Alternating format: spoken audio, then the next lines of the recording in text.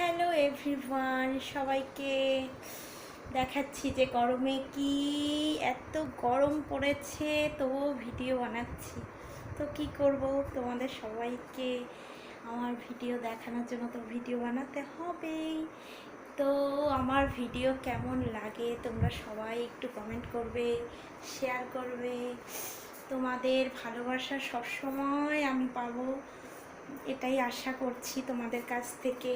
তো অত কিছু তো আমি ফেসবুকের কিছু জানি না, তবুও ভিডিও ছেড়েই যাচ্ছি।